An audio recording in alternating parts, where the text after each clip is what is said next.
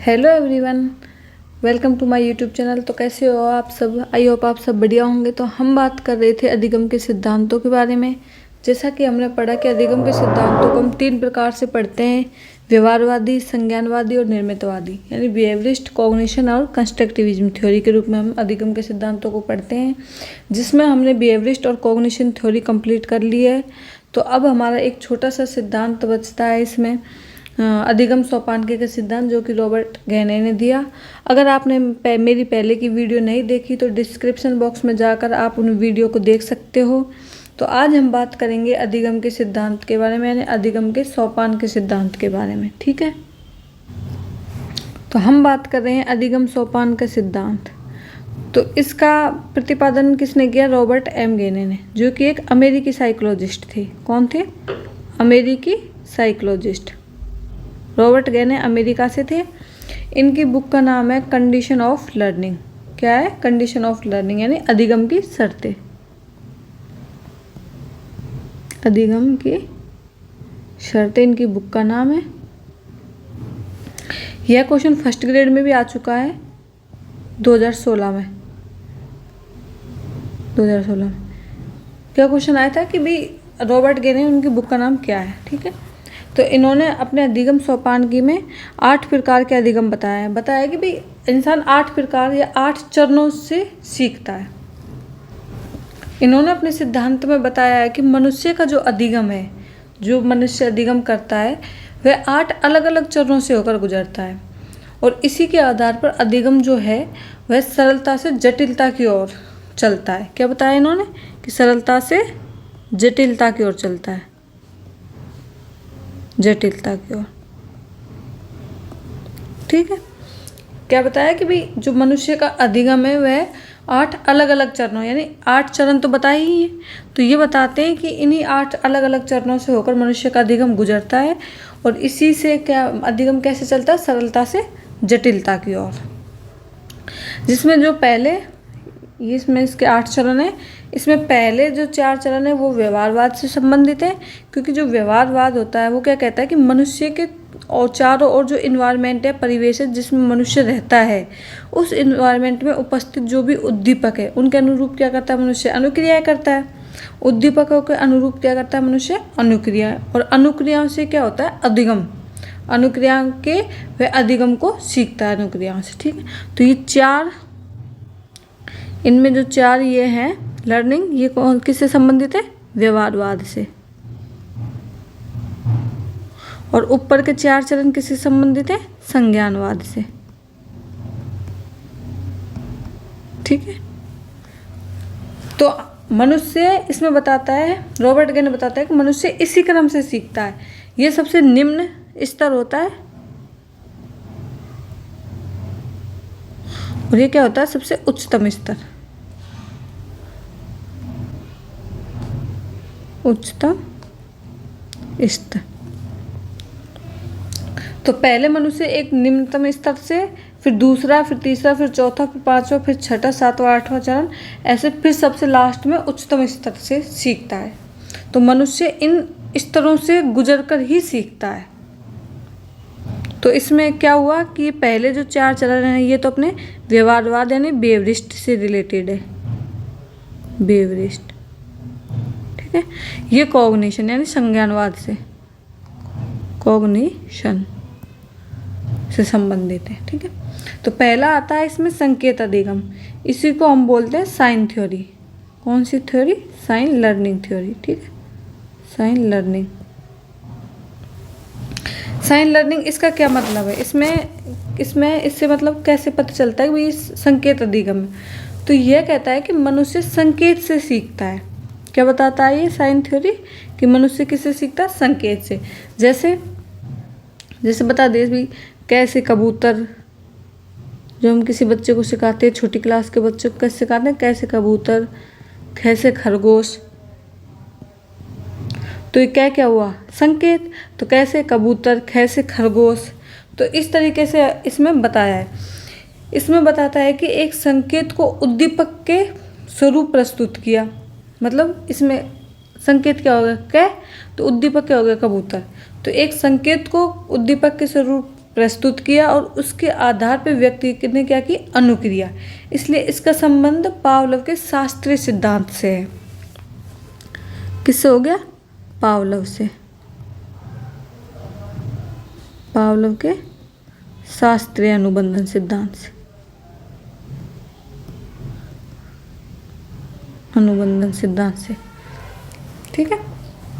दूसरा है हमारा उद्दीपन अनुक्रिया यानी एसआर थ्योरी। ये किसकी है? स्किनर की। इसमें क्या होता है कि पुनर्बलन के द्वारा बालक में वांछित अनुक्रिया करवाई जाती है। इसमें क्या हुआ? पुनर्बलन, मतलब उद्दीपक के रूप में उसको क्या मिला? पहले पुनर्बलन, फिर उसने क्या किया? रेस्पॉन्स। तो इसमें पुनर्बलन के द्वारा बालक पर क्या करवाई जाएगी? वांछित अनुक्रिया। ठीक है। फिर तीसरा आता है श्रृंखला अधिगम यानी चैनिंग, चैनिंग लर्निंग। इसमें क्या होता है? कोई भी मनुष्य एक श्रृंखला के रूप में सीखता है। कैसे सीखता है? श्रृंखला के रूप में। इसको हम एक एग्जांपल से समझते हैं। मान लो एक लड़की है जो कि स्कूल से आती है और अपना क्या करती है? ड्रेस कोट खोला और बेड पे पटक दिया उसने। ठीक है। फिर उसकी माँ उससे कहती है कि ड्रेस कोट कांटा को हैंगर पे टांगने के लिए उसकी माँ बोलती है उसको। तो वो क्या करती है? ड्रेस कोट उठाया और हैंगर के टांग दिया। फिर वो दूसरे दिन स्कूल से आई, फिर उसने अपना ड्रेस कोट उतारा, फिर बेड पे डाल दिया, फिर उसकी माँ के कहने पे उसने दोबारा हैंगर टांग दिया। फिर तीसरे दिन स्कूल से आती है, फिर उसको एक आदत हो जाती है कि वो अपना ड्रेस कोट उतारती है और हैंगर के टांगती है। ड्रेस कोट उतारा और हैंगर के टांगा। तो वो क्या हुआ? एक श्रृंखला बन रही है। क्या बन गई? श्रृंखला। तो इसके अनुसार क्या मनुष्य किस में सीखता है? श्रृंखला यानी चैनिंग के रूप में सीखता है। ठीक है। तो ये आगे समझ। फिर चौथा है शाब्दिक साचार्य। शाब्दिक साचार्य यानी वर्बल एसोसिएशन। क्या हुआ? Verbal association. वर्बल एसोसिएशन क्या होता है? इसका मतलब ये है कि शब्दों से साचार्य स्थापित करके सीखना। वर्बल यानी शब्द, तो शब्द से साचार्य स्थापित करके कैसे सीखते हैं? जब शब्द से साचार्य स्थापित करके सीखते हैं, इसका मतलब होता है शाब्दिक साचार्य। तो शाब्दिक साचार्य से मतलब क्या होता है? व्यक्ति शब्दों के साथ एसोसिएट करके साचार्य करके क्या करता है? सीखता है। यहाँ भी कहीं ना कहीं एक तरीके से कंडीशनिंग लर्निंग हो रही है। यानी जैसे इसमें क्या करता है? किसी कविता, पाठ, गीतों के माध्यम से सीखता है। तो ये भी कहीं ना कहीं किससे रिलेटेड है? पावलोव के सिद्धांत से। तो ये चार हमारे कौन से हो गए? व्यवहारवाद। अब बचते हैं ऊपर के मतलब उच्चतम चार चरण। पांचवा बहुविवेदन। इसको क्या बोलते हैं इंग्लिश में? डिस्क्रिमिनेशन। डिस्क्रिमिनेशन। ठीक है। डिस्क्रिमिनेशन क्या होता है? यानी बहुविवेदन। इसमें क्या होता है? जैसे कि एक व्यक्ति के सामने बहुत सारे उद्दीपक हैं, तो उसमें से क्या करता है? वो किसी एक का चुनाव करता है। मान लो किसी एक व्यक्ति की एक ही टाइम पे first grade, second grade, REET, RS सबकी मतलब एक साथ ही एग्जाम है, तो उनमें से किसी एक का चुनाव करेगा कि भाई उसे कौन सी परीक्षा देनी है। तो इसमें क्या होता है? किसी व्यक्ति के सामने बहुत सारे उद्दीपक, तो उसमें परीक्षा क्या काम करे? उद्दीपक का। परीक्षाएं क्या कर रही है? उद्दीपक का काम। उसके पास क्या हुआ? कई सारी परीक्षा हो गई, फर्स्ट ग्रेड, सेकंड ग्रेड, तो वो इन सब में से किसी एक को चुनता है। ठीक है।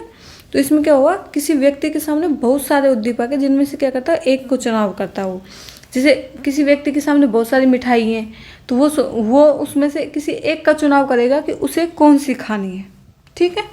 तो ये होता है हमारा डिस्क्रिमिनेशन लर्निंग यानी बहुविवेदन के द्वारा सीखना।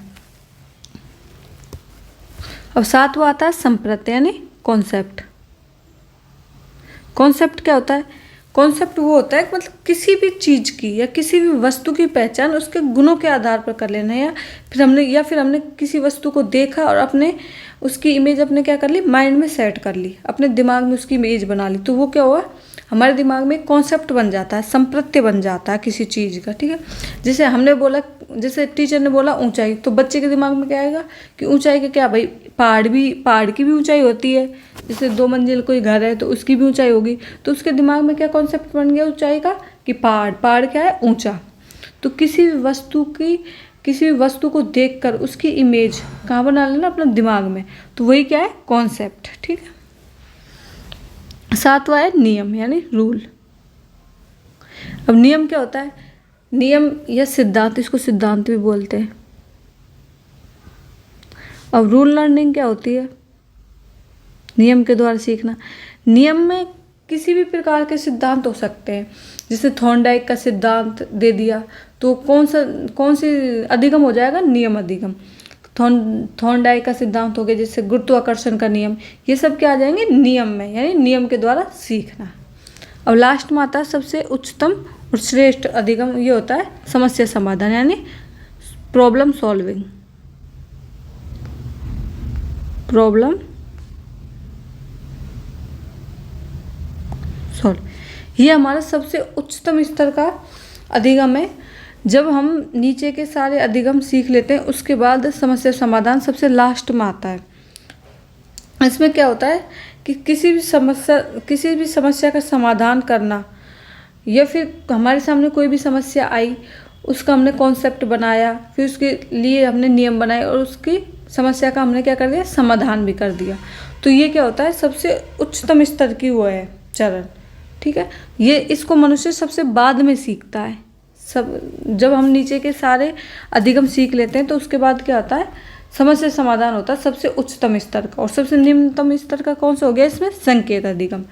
अब हमें ये अधिगम इसी क्रम में याद करने, जैसे इसमें बताया गया है।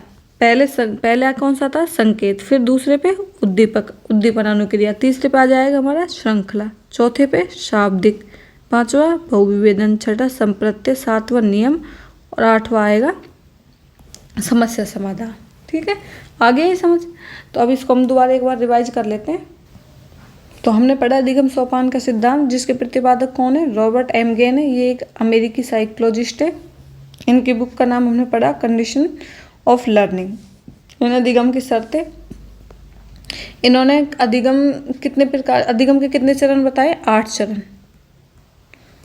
ठीक है, 8 चरण इन्होंने अधिगम के बताए, जिसको क्या बताया कि ये कैसे चलते हैं? सरलता से जटिलता की ओर। ठीक, तो पहला हो जाएगा संकेत अधिगम, दूसरा उद्दीपन अनुक्रिया, तीसरा श्रृंखला, चौथा शाब्दिक, पांचवा बहुविधन, संप्रत्यय, नियम, समस्या समाधान। हमें ये अधिगम ऐसे इसी चरण में, इसी मतलब सीक्वेंस में याद करने हैं, जिसमें सबसे निम्नतम तो कौन सा हो जाएगा? संकेत अधिगम, और सबसे उच्चतम कौन सा हो जाएगा? समस्या समाधान। ठीक है, पहले के नीचे के जो 4 है ये कौन से हो जाएंगे? व्यवहारवाद से रिलेटेड, और ऊपर के 4 हो जाएंगे अपने संज्ञानवाद से रिलेटेड। ठीक है, अब इसमें क्वेश्चन आ गया, जैसे कि भाई संकेत अधिगम का उदाहरण कौन सा है? तो संकेत अधिगम का उदाहरण कौन सा हो जाएगा? पावलोव का शास्त्रीय अनुबंधन सिद्धांत। ठीक है, इसका उदाहरण है संकेत अधिगम का उदाहरण। ठीक है, अब इसके कुछ क्वेश्चन है वो कर लेते हैं। ये क्वेश्चन RTET में आया हुआ है। ठीक है, क्वेश्चन है संकेत अधिगम के अंतर्गत सीखा जाता है क्या? संकेत अधिगम के अंतर्गत क्या सीखा जाता है? शास्त्रीय अनुबंधन, क्रिया प्रसूत अनुबंधन, सामाजिक अधिगम या अधिगम अंतरण। तो हमने अभी पढ़ा संकेत अधिगम के अंतर्गत क्या सीखा जाता है, मतलब संकेत अधिगम का उदाहरण क्या है? शास्त्रीय अनुबंधन। ठीक है, तो इसमें क्या आ जाएगा? शास्त्रीय अनुबंधन। क्रिया प्रसूत ये किसने दिया? स्किनर ने, तो स्किनर ने दिया। सामाजिक अधिगम ये किसने दिया? कल ही पढ़ा हमने, अल्बर्ट बांडुरा ने। ठीक है, अल्बर्ट बांडुरा। तो दूसरा क्वेश्चन है इसमें, निम्न में से गैने के अधिगम सोपानगी का सर्वोच्च चरण कौन सा है? सिद्धांत, संप्रत्यय, विभेदन अधिगम, संकेत अधिगम। तो इसमें कौन सा हो जाएगा? सिद्धांत। ठीक है, सिद्धांत हमारा सबसे, इन चारों में सबसे उच्चतम चरण का कौन सा हो जाएगा? सिद्धांत। और अगर हमसे पूछ ले खाली गैने के अधिगम सोपानगी का सर्वोच्चतम चरण कौन सा है, उच्चतम चरण कौन सा है, तो वो कौन सा हो जाता है? समस्या समाधान। ठीक है, समस्या समाधान। तो आज हमारी गैने की अधिगम सोपानगी वाला सिद्धांत कंप्लीट होता है। ठीक है, अगर आपको वीडियो अच्छी लगी हो तो वीडियो को लाइक करें, चैनल को सब्सक्राइब करें, बेल आइकन को दबाना ना भूलें, जिससे कि जब भी नई वीडियो अपलोड होती है तो सबसे पहले नोटिफिकेशन आपके पास आए। Thank you for watching my video.